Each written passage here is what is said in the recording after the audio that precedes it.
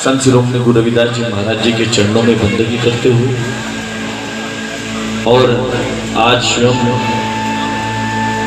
इस सत्संग की अध्यक्षता कर रहे अखंड ज्योति सदगुरु स्वामी समर्थदास जी महाराज जी, जगत गुरु रविदास जी महाराज जी और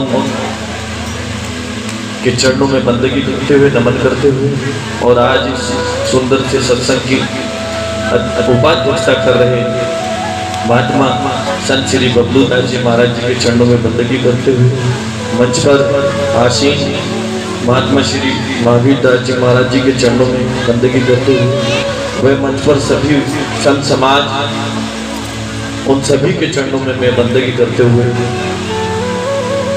साथ में चल रहे साथी आदरणीय बड़े भाई डॉक्टर वीरेंद्र जी, आदरणीय छोटे भाई सुमित कुमार जी, भाई सोमीदास जी और भाई शिवम जी, और जिनके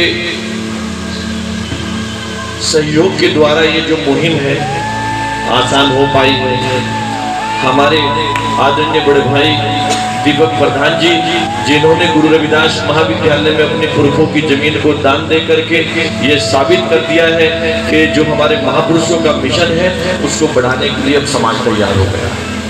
मैं उन सभी का हृदय से धन्यवाद, आभार और स्वागत करते हुए यहाँ पर उपस्थित सभी बड़े बुजुर्ग, नौजवान साथी, मातृशक्ति सभी का हृदय की गहराइयों से धन्यवाद व्यक्त करते हुए आदर व सम्मान करते हुए सभी को मेरा सतनाम जय भीम।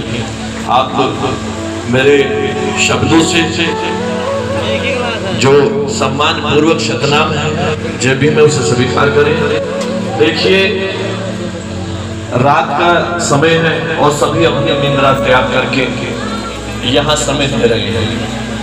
मैं बहुत ही कम समय में प्रयास करूंगा कि मैं अपनी बात को कहूं, लेकिन मेरा सभी से हाथ जोड़ करके निवेदन है कि जितना भी समय मैं आपके बीच बात रखने का या अपनी बात को रखने का जो सीधी हमारे महापुरुषों से जुड़ी हुई है उन्हीं के द्वारा कहे गए वचनों को मैं आपके बीच जो है रखने का काम करूंगा। कोई भी ऐसी बात नहीं होगी जो मेरे स्वयं के द्वारा कही गई।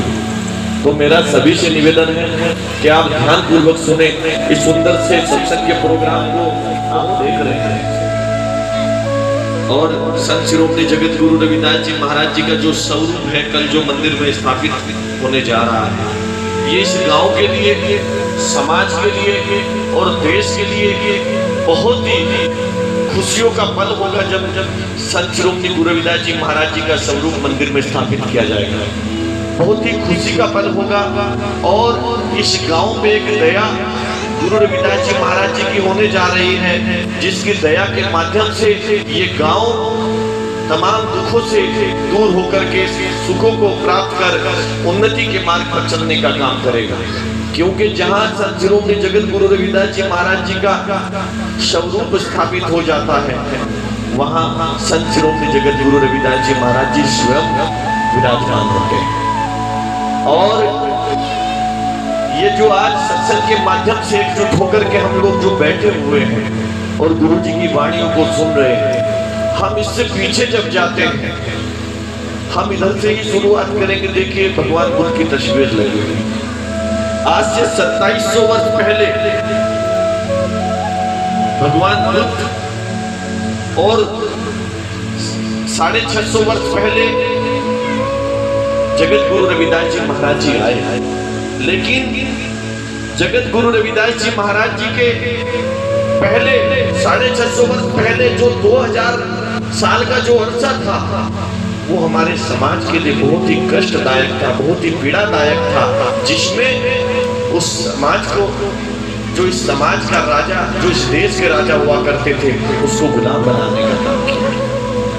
लेकिन हमें ये बात जाननी बहुत जरूरी है कि वो गुलाम बने कैसे थे, वो गुलाम क्यों बन गए। जिस समाज का साम्राज्य पूरे विश्व में फैला हुआ था, सबसे बड़ा साम्राज्य जिस समाज का पूरे विश्व में, जिन सूर्य वंश का, जिन चबर वंश का डंका पूरे देश और दुनिया में बजता था, वो गुलाम कैसे हो गया। और 2000 साल तक, हजारों साल तक उसको गुलाम कैसे बनाए रखा, उसके पीछे कारण क्या था? उसके पीछे 3 कारण थे। जब वर्ण व्यवस्था लागू करके जो इस देश के षड्यंत्रकारी ब्राह्मणवादी व्यवस्था के जो लोग थे, जो तरह तरह से समय समय के अनुसार समय पर हमारे हकों को खत्म करने के लिए संघर्ष करते रहते हैं। इस देश के अंदर 2 लड़ाई लड़ी है, एक लड़ाई समता और दूसरी लड़ाई विषमता के बीच। एक विचारधारा वो है जो देश को आबाद देखना चाहती है, जो देश की उन्नति देखना चाहती है, जो सबको सुखमय देखना चाहती है, जो सबकी उन्नति की बात करती है, जो सबके सुख की बात करती है। वो विचारधारा है हमारे महापुरुषों की, जगत गुरु रविदास जी महाराज जी की, बाबा साहब अम्बेडकर जी की और तमाम उन बहुजन महापुरुषों की, जिन्होंने इस समाज को उठाने के लिए संघर्ष किया है। दूसरी विचारधारा जो इस देश को बर्बाद कर देना चाहती है, जो नफरत की खाई पैदा करके भाई को भाई से लड़ाने का काम करती है, जो मानवता का खून बहाने का काम करती है, जो एक दूसरे का दुश्मन बना रही है, वो विचारधारा है ब्राह्मणवादी व्यवस्था की विचारधारा। उस व्यवस्था के खिलाफ आज से 650 वर्ष पहले हमारे जगत गुरु रविदास जी महाराज जी ने मुक्ति का आंदोलन चलाया। क्या था मुक्ति का आंदोलन? पहले हमें यह समझना होगा कि हम हजारों साल से गुलाम बने कैसे रहे। जब तक हम ये बात नहीं समझेंगे तब तक ना तो हम गुरु जी की वाणियों को पूरी तरीके से समझ पाएंगे, ना उनकी विचारधारा को समझ पाएंगे, ना उनके जो मुक्ति का आंदोलन था जो उनके द्वारा चलाया गया था, जो इस देश के बहुजन समाज के हजारों साल की गुलामी को तोड़ने का आंदोलन था, उस आंदोलन को समझ पाएंगे। क्या था वो आंदोलन और क्या थे वो कारण जिसके कारण हम गुलाम बन के रह गए। एक समय ऐसा था जब इस बहुजन समाज के लोग बड़ी हंसी खुशी के साथ, बड़े सुख के साथ इस देश में जीवन यापन करते थे। उनके अपने स्कूल कॉलेज विद्यालय हुआ करते थे, उनके अपने कारोबार हुआ करते थे और उनके पास अपनी सेना भी हुआ करती थी। इसलिए वो जो है पूरे सुखमय होकर के अपना जीवन व्यतीत करते थे, निर्भय होकर अपना जीवन व्यतीत करते थे। लेकिन जो इस देश के षड्यंत्रकारी लोग थे, जो ब्राह्मणवादी व्यवस्था से जो षड्यंत्रकारी लोग थे, उन्होंने इन 3 चीजों पर प्रहार किया। क्या चीजें थी वो 3? पहली, शिक्षा। समाज को शिक्षा से वंचित कर दिया ताकि उनको पता नहीं चले कि जिस प्रकार का जो हम षड्यंत्र रच रहे हैं, पाखंडवाद और रूढ़िवाद जो लेख लिख करके हम इस बहुजन समाज के लोगों पर जो थोप रहे हैं, वो इनको पता ना चल जाए, इसलिए उनको शिक्षा से वंचित रखा। तो सबसे पहले किससे वंचित रखा? शिक्षा से वंचित रखा। और जब शिक्षा से वंचित हो गए तो फिर उनको धन रखने से वंचित रखा, कारोबार करने से वंचित रखा। और जो समाज इस देश का सबसे शक्तिशाली समाज हुआ करता था, जब वो शिक्षा से वंचित हो गया, धन से वंचित हो गया, तो फिर जो उसकी बाजुओं में ताकत थी, जो सैनिक थे, जो लड़ने का, क्योंकि जब दिशा बदल जाती है, जब व्यवस्था बदल जाती है, तो फिर ताकतवर इंसान भी गुलाम बन के रह जाते हैं। तो उनको लड़ाई से वंचित रखा। ये 3 कारण थे हमारे गुलामी के। लेकिन जब 2700 वर्ष से 2000 के अरसे के बीच पड़ा जो आंदोलन, जिस आंदोलन के तहत हम लोग सुखमय जीवन व्यतीत करते थे, वो आंदोलन जब फीका पड़ गया, कमजोर पड़ गया, खत्म हो गया, जब हजारों साल की गुलामी इस कारण बनी रही कि हम लोगों के पास शिक्षा नहीं थी, ज्ञान नहीं था, उसके बाद आज से 650 वर्ष पहले जगत गुरु रविदास जी महाराज जी ने इस पावन भूमि पर, भारत भूमि पर जन्म लेकर के इस समाज के, इस देश के 85% बहुजन समाज के लोगों के लिए मुक्ति का आंदोलन चलाया।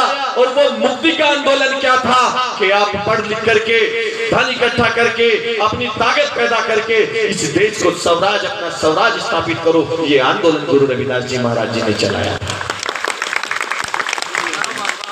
लेकिन क्या हम उस आंदोलन को चला पा रहे हैं?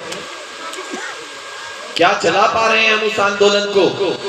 गुरु रविदास जी महाराज जी ने जब बात को समझा, गुरु रविदास जी महाराज जी ने जब बात को समझा कि 3 कारण से इस समाज को गुलाम बना करके रखा गया, तो गुरु रविदास जी महाराज जी ने इनकी काट में 3 ही आंदोलन खड़े कर दिए।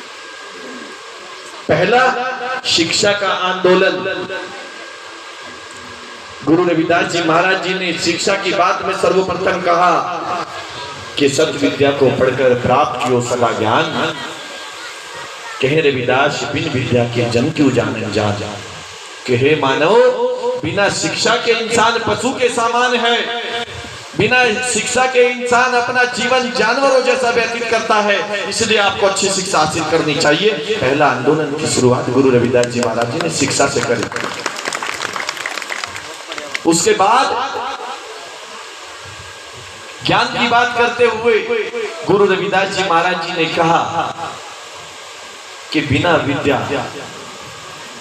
ताकि विवेक दीप मलिन, कि बिना विद्या के, बिना शिक्षा के जो मस्तिष्क का जो दीपक है, जो ज्ञान रूपी प्रकाश है, जो मस्तिष्क से उठता है, जो हमें कामयाबी के राह पर ले जाता है, वो दीप बुझ जाता है। और जब वो दीप बुझ जाता है तो हमारा जो जब मस्तिष्क काम नहीं करता तो हम कैसे समान हो जाते हैं?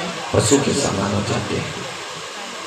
तो गुरु रविदास जी महाराज जी ने किसकी बात करी? सबसे पहले शिक्षा की बात करी, क्योंकि गुरु जी जानते थे कि जब तक ये समाज शिक्षित नहीं होगा तब तक उन षड्यंत्रों को नहीं समझेगा, जिन षड्यंत्रों के तहत जो लिखा और इन पर थोप दिया गया, जब तक उसका ज्ञान इनको नहीं होगा तब तक उसका विरोध नहीं कर सकते।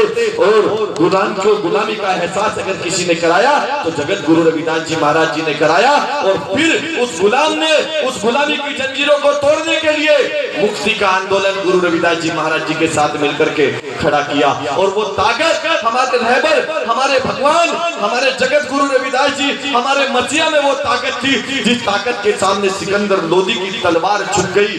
और 5 मार्च 1509 के तहत गुरु रविदास जी महाराज जी के ज्ञान के सामने मुल्ला सदना फकीर हारे और अपने 5 लाख अनुयायियों के साथ गुरु रविदास जी महाराज जी के शरण में आ गए। ये ताकत अगर किसी संत में थी तो हमारे रहबर, हमारे भगवान में ये ताकत थी। लेकिन आज मैं शिकायत कर रहा हूं, मेरी शिकायत भी, और मैं शिकायत गुरु जी के चरणों में खड़ा होकर के कर रहा हूं। अगर हम अपने बच्चों को पढ़ाए लिखाएंगे नहीं, अगर हम अपने शिक्षण संस्थान खड़े करेंगे नहीं, तो कैसे हमारे बच्चे IAS बनेंगे, कैसे हमारे बच्चे IPS बनेंगे, कैसे हमारे बहन भाई डॉक्टर, इंजीनियर, प्रोफेसर बनेंगे, कैसे गुरु जी की वाणियों को अपने जीवन में उतार करके हमारे समाज का उद्धार करने के लिए बाहर आएंगे, कैसे एडवोकेट बनेंगे अगर हम अपने स्कूल, कॉलेज और शिक्षा का ध्यान नहीं देंगे। तो बताइए, बिना शिक्षा से क्या गुरु रविदास जी महाराज जी का मिशन पूरा हो सकता है क्या? तो सबसे पहले किसकी बात करनी चाहिए? शिक्षा की बात करनी चाहिए।